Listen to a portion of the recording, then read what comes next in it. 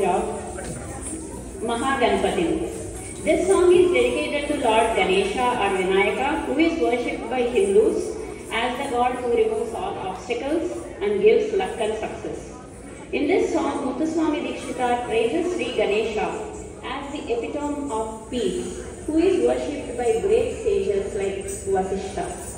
He also praises Ganapati for his wisdom and love of poetry. This is composed by Sri Muthuswami Dikshita, set in Ragam Nata, Talam Rupaka.